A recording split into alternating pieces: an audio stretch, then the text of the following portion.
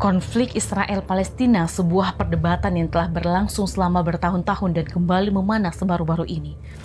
Update terbaru membawa kita ke pusat konflik yang terus berlanjut, dari inisiatif diplomatik hingga dampak luas yang dirasakan di seluruh dunia. Konflik ini tetap menjadi pusat perhatian global. Jual beli serangan antara kedua negara menunjukkan eskalasi kekerasan yang terus meningkat dengan dampak nyata pada kehidupan sehari-hari di wilayah konflik. Dari serangan roket di Gaza hingga reaksi keras dari Israel, setiap aksi memiliki reaksi dan dibaliknya semua adalah hukum internasional yang kompleks. Apakah solusi damai masih mungkin atau apakah dunia harus terus menyaksikan gelombang kekerasan yang tak berujung? Bersama pakar ilmu hukum internasional, kami akan mencoba untuk memahami lebih dalam tentang konflik yang telah menciptakan dampak mendalam di tingkat global ini.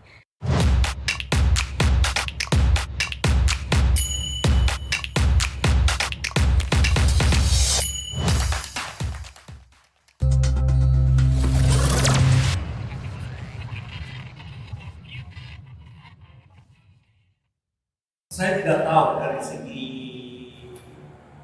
kita hanya sedikit dari segi politik ya, karena selama ini ketika terjadi sedang dirintis jalan damai antara Israel dengan beberapa negara Arab ya, termasuk bahkan Arab Saudi ya, bahkan wakil Menlu Israel sudah berkunjung ke Arab Saudi untuk mencoba membuka. Dan beberapa negara seperti Mesir itu kan sudah ada kedutaan besar Israel di sana. Kemudian di Yordan, kemudian beberapa itu. Nampaknya masalah Palestina ini terlupakan. Ya, terlupakan. Jadi seolah-olah apa yang dilakukan oleh negara-negara Arab negara-negara Arab ini ada kecenderungan merupakan bargain mengenai kemerdekaan bangsa Palestina. Ya, dia lebih mengutamakan perdamaian dengan Israel. Ya, sehingga timbul kekecewaan di antara kelompok-kelompok perlawanan Palestina. Mereka sebetulnya cukup bersabar untuk menunggu. Oke, kami menunggu, tetapi bargain tetap jalan, ya, bahwa tetap menjadi dua negara Palestina dengan negara. Nampaknya pembicaraan dengan negara-negara Arab selama ini antara Israel dengan beberapa negara Arab terlupakan, sehingga timbul kekecewaan dan puncaknya itulah kemarin. Kalau perlawanan itu melakukan ini, Hamas, karena Hamas itu kan sayap militer dari kelompok perlawanan Palestina. Itu aja yang saya tahu. Saya tidak tahu dari segi yang lain ya.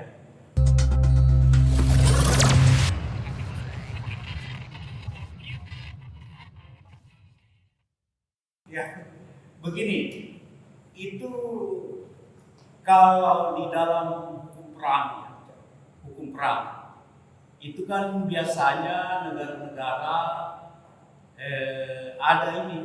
ada perjanjian ya, jadi just war, perang yang adil ya, antara negara-negara. Biasanya ada ketentuan dan ini sudah terjadi sejak zaman klasik. Kalau mereka berjanji di suatu tempat untuk berperang, bahwa kami akan melakukan perang dengan Anda. Oke, kami sambut. Itu. Apakah ditentukan tempat atau tidak? Kemudian ada komplementasi kedua mengenai perang ini, itu the first strike. Ya, siapa yang duluan yang menembak? Yang duluan menembak, itulah dianggap sebagai penyerang. Ya, sekalipun bukan dalam bentuk dalam bentuk aneksasi, dalam bentuk invasi dan lain-lain sebagainya, tapi the first strike, ya, penyerang duluan. Nah kemudian negara yang diserang ini itu dia bisa berlindung dalam satu hukum perang yang disebut dengan pembelaan diri. Makanya landasan itu yang dipakai oleh Israel untuk mempertahankan diri, mempertahankan diri, ya, sehingga dia punya hak untuk melakukan balasan. Ini dari segi hukum ya, dia melakukan balasan. Jadi dengan demikian Israel melakukan pembalasan. Dengan itu alasan yang dia pakai, bahwa dia membela diri. Namun di dalam hukum internasional ada dikenal dengan reprisal, dengan retorsion. Jadi reprisal itu bisa kita membalas dengan seimbang. Itu reprisal namanya, ada keseimbangan. Ya, misalnya kalau di dalam hukum itu kita mengusir 3 diplomat Israel dari Indonesia misalnya, kalau ada hubungan diplomatik ya, maka dia punya hak untuk mengusir juga 3 diplomat kita dari sana. Itu ada keseimbangan. Jadi misalnya harusnya Israel ini misalnya ada 200, 300 yang korban, ya, dibalas 300 itu sudah cukup, sudah cukup pembelaan diri. Lalu diminta pihak Perserikatan Bangsa-Bangsa United Nations ya untuk membuat tim penyelidik. Ya, apakah ini sudah seimbang atau tidak? Misalnya korban di pihak Israel 300, korban di pihak ini 300. Kalau itu dalam peradaban, tetapi apa yang dilakukan Israel selama ini, ya, itu sudah melebihi dari tindakan reprisal yang bahkan sudah mulai ada kecenderungan masuk kepada cleansing etnik, ya, punya pembersihan etnik, ya, genocide, sudah menyangkut against for humanity, sudah menentang kemanusiaan, ya, dan itu berbahaya sekali. Apalagi tindakan yang dilakukan, ya, itu sudah menyangkut fasilitas-fasilitas seperti masjid, apalagi rumah sakit. Itu tidak bisa diterima di dalam hukum internasional. Ya. Dan itu sama sekali melanggar. Kalau saya melihat pada tataran tingkat terakhir yang saya lihat, memang saya melihat kecenderungan dari pihak Israel ini sudah mulai mau menganeksasi seluruh wilayah Palestina, ya. Artinya misalnya tindakan-tindakan yang meminta penduduk keluar dari situ, ya, keluar dari Hamas, lalu dia yang menganeksasi tempat itu, mau menguasai. Sudah ada kecenderungan. Makanya negara Arab tidak mau menerima pengungsi-pengungsi itu. Bukan karena tidak ada alasan kemanusiaan, bukan. Tapi ditakutkan kalau dia menampung semua penduduk, Yordan yang menampung, Mesir menampung, segala, Uni Emirat Arab menampung, ditakutkan itu akan kosong wilayah itu dan Israel menganeksasi tempat. Dan sudah tidak mau keluar. Akhirnya cita-cita untuk mendirikan 2 negara yang berdampingan secara damai di situ sudah susah. Ya. Karena memang keinginan Israel untuk menguasai seluruh wilayah.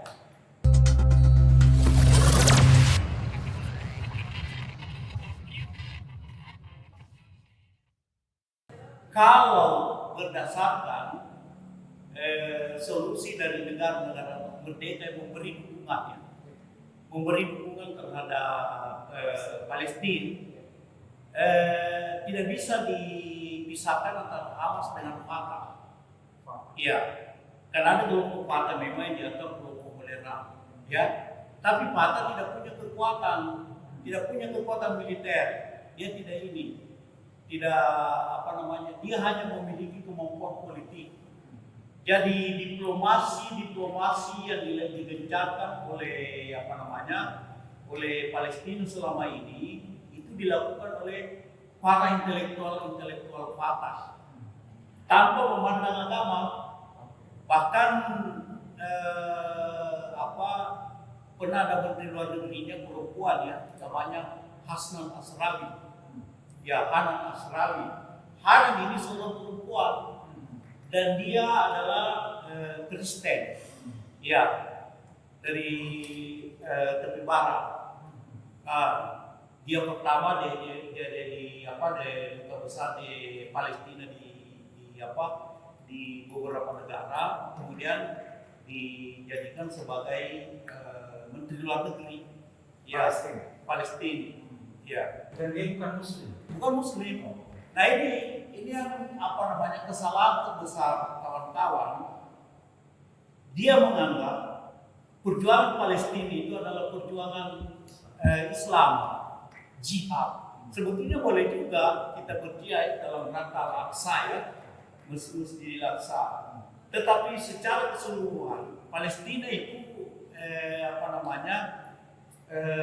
tempat lain semua nabi-nabi, apakah itu Nabi Yahudi, Nabi Isa, Yesus ya, kemudian tempat Nabi Muhammad melakukan mi'raj ya di situ, ya Masjid Aqsa yang dijadikan sebagai patokan ketika Umar bin Khattab membangun itu masjid.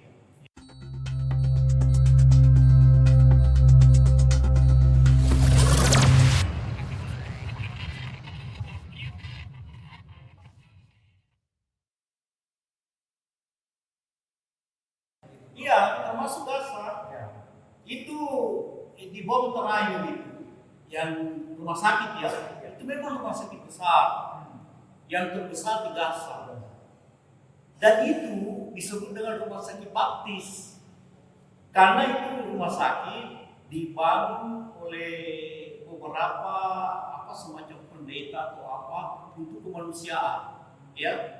Ya, dan itu adalah kelompok bangsa Palestina. Iya. Nah, itu yang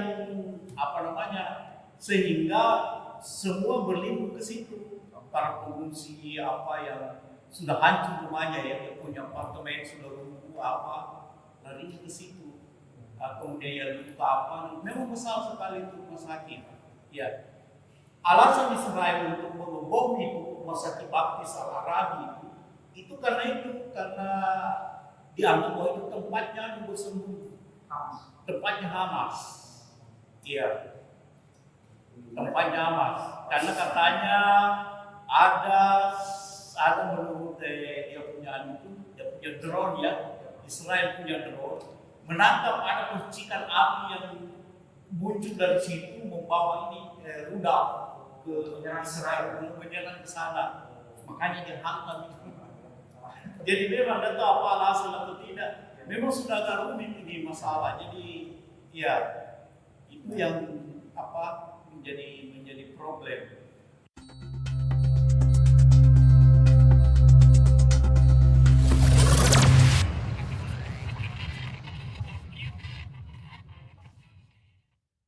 Jangan lupa mayoritas negara ya, ada 80% negara-negara di seluruh dunia memberi dukungan terhadap negara-negara di PBB ya, memberi dukungan terhadap Palestina. Yang tidak memberi dukungan ya cuma itu negara Barat, Eropa ya, dengan Amerika Serikat, itu yang ini. Nah, dengan demikian solusi dua negara yang digagas oleh PBB itu sebetulnya apa yang diresolusikan oleh PBB ya, apakah itu resolusi 242 sesudah perang tahun 67 ya, ataukah resolusi 571 sesudah perang Yom Kippur, itu sudah ada ya.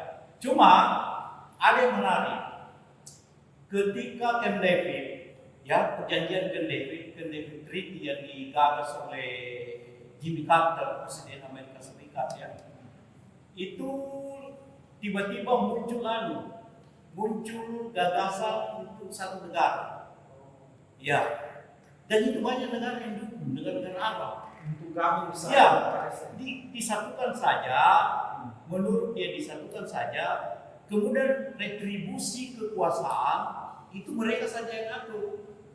Apakah itu Palestina atau Israel, mereka saja yang mengatur, ya kan? Jadi dia ini nampaknya ini mencontoh apa yang dilakukan oleh Lebanon, ya. Ya, Lebanon kan dia punya presiden dari Kristen Maroni, kemudian dia punya ketua parlemen dari Druze orang Syiah ya, kemudian dia punya orang Sunni, kemudian perdana menteri. Nah ini itu, jadi mereka hidup damai di situ.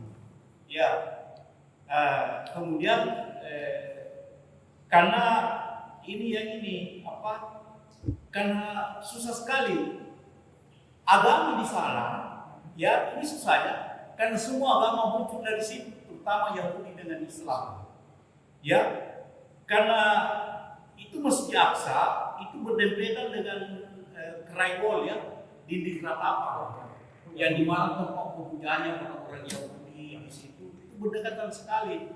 Kalau Bethlehem kan agak jauh.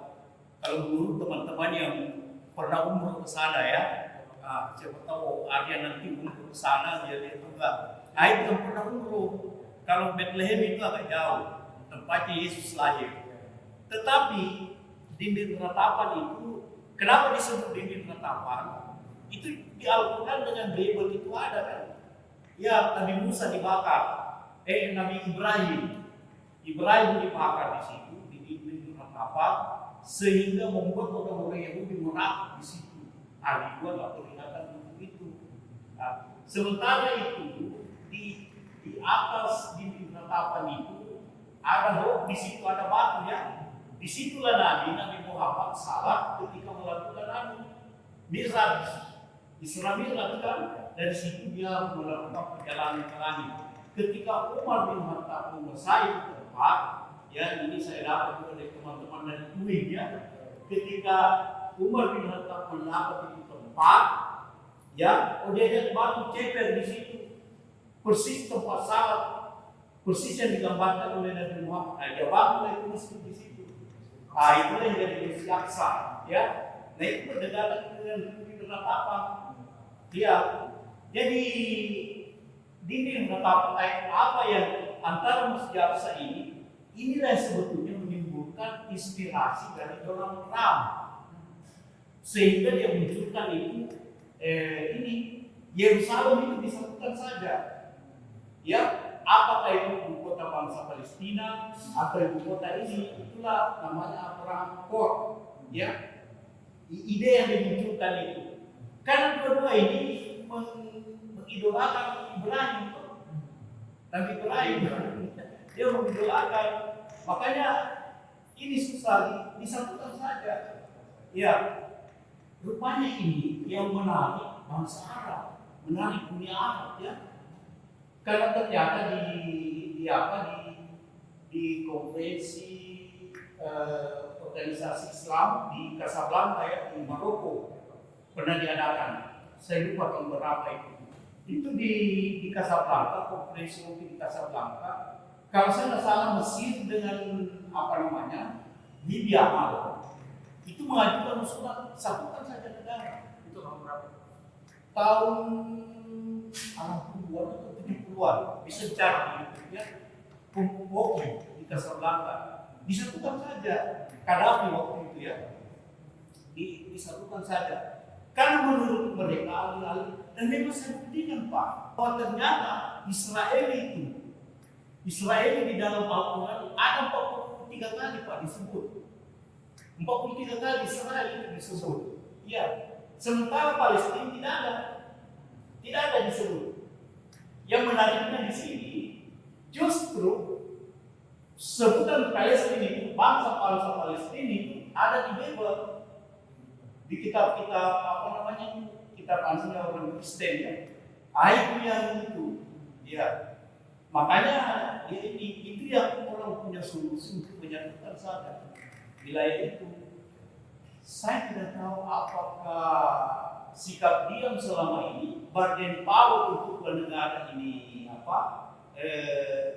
mau dihilangkan oleh negara-negara Arab sehingga mereka tidak peduli lagi dengan itu, sehingga orang Hamas itu marah kok. Tidak bisa ini, karena kita ini Indonesia itu kita ini menginginkan dua negara, bukan satu.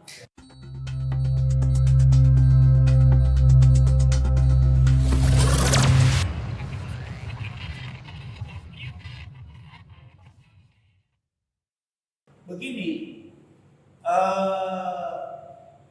ada beberapa syarat terjadinya gerakan pembersihannya. Karena itu pembersihan menghilangkan budaya, menghilangkan agama dan menghilangkan suku dan ras. Ya, itu tindakan genocide, ya. Dan itu pernah dilakukan oleh ketika perang di Balkan Bosnia Herzegovina.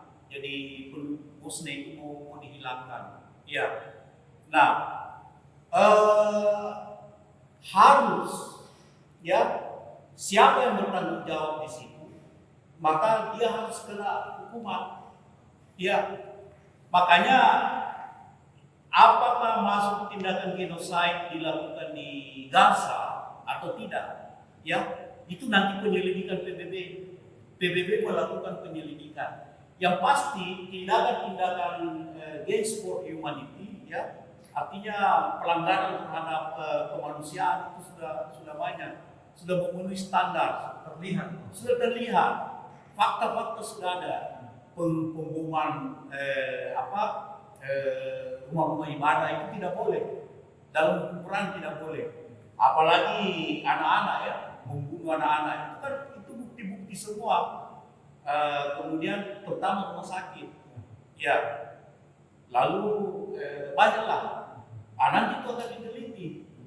Pihak penyelidik PBB ya melakukan penyelidikan berapa masjid yang hancur di Israel, tidak ada kan? Berapa rumah sakit yang hancur di ini.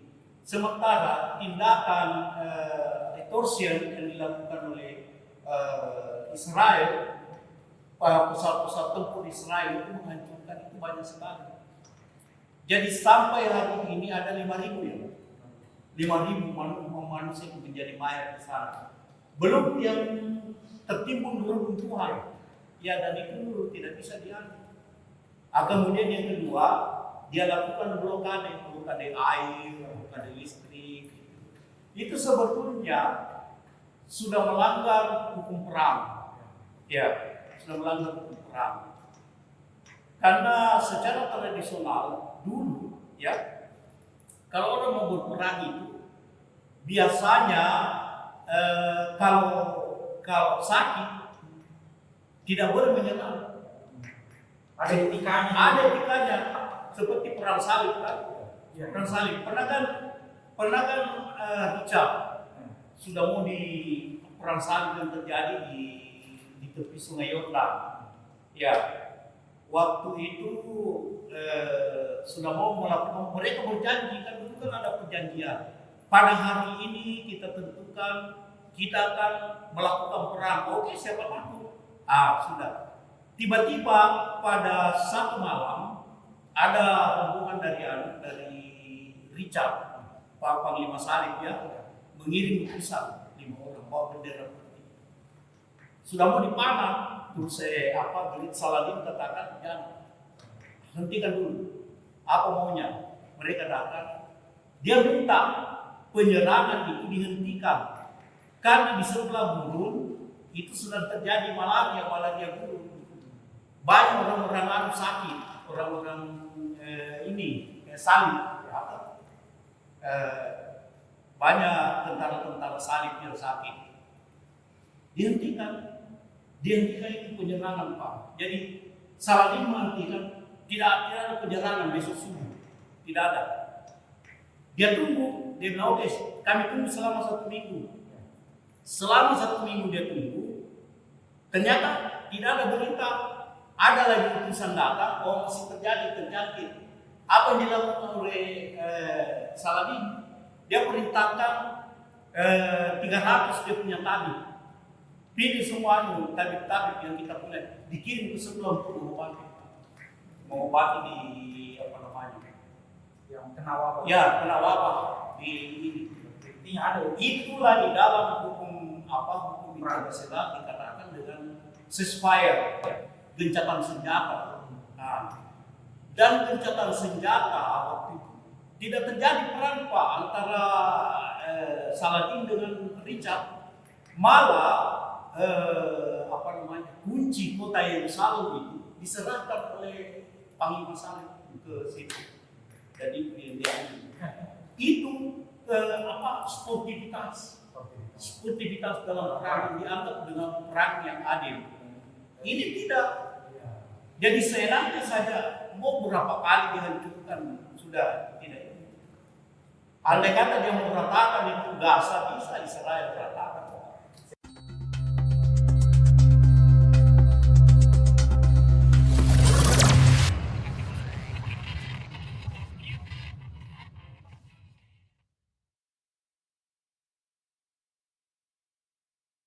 Amerika, PBB susah Pak.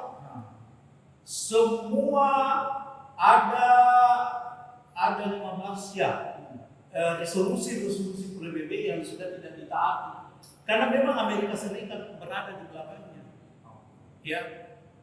Jadi mau tidak mau kita harus melakukan bargain power, termasuk negara-negara Arab. Iya. Kalau menganjurkan perang, ya, karena itu kan kapal induk Amerika kan sudah ada di ini, mau mendukung Israel, ya, sudah berada di Laut Tengah, dekat-dekat ke Gaza, ya. Nah, karena Amerika menakutkan, jangan-jangan Mesir, Yordania dengan Uni Emirat Arab itu melindungi pesawat-pesawat tempurnya, membantu Palestina. Ya, dan ternyata mereka tidak lakukan. Akhirnya Amerika juga diam tuh. Dengan dibukanya Rafah untuk bantuan kemanusiaan masuk, itu juga karena Amerika Serikat.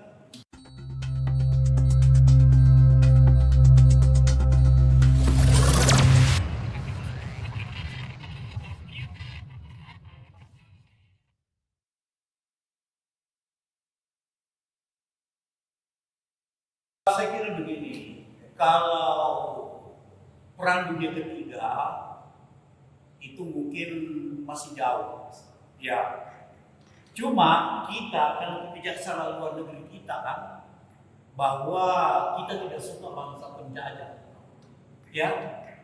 Jadi kan di dalam konstitusi itu kan sudah diatur, ya, di dalam Undang-Undang Dasar 45 kita punya politik luar negeri yang bebas aktif. Ya, itu diatur di dalam Undang-Undang Dasar 45 pada pembukaan hal yang pertama. Tahu untuk bebas, bahwa sesungguhnya kemerdekaan adalah hak segala bangsa. Oleh karena itu maka penjajahan di atas dunia tidak sesuai kemanusiaan. Siapa bangsa penjajah kita tidak ada hubungan diplomatik dengan itu. Ya, tetapi satu sisi kita harus aktif untuk membela perdamaian. Itu ditekankan pada linia keempat UUD 45 ikut melaksanakan ketertiban dunia berdasarkan perdamaian abadi dan keadilan sosial.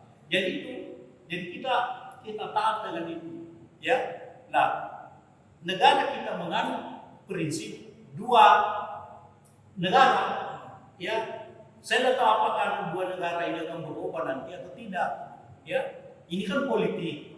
Kita lihat politisasinya toh. Nah, jadi seperti Jokowi sekarang dia kan anaknya dia dorong anaknya ke Prabowo, padahal dia PDI. Itu soal politik. Ya, nanti apakah satu negara atau dua negara, ya. Tetapi kita dukung sementara dua negara. Iya, karena itu. Karena kita takutkan juga kalau nanti Israel menghapus semua langsung mendirikan satu negara, kita takut terjadi apartheid. Hanya bangsa Yahudi yang jadi menguasai Tuhan, menjadi pemimpin pemerintahan seperti Afrika Selatan tuh. Hanya orang-orang Belanda. Sementara orang-orang kulit hitam di Afrika Selatan itu tidak berkuasa.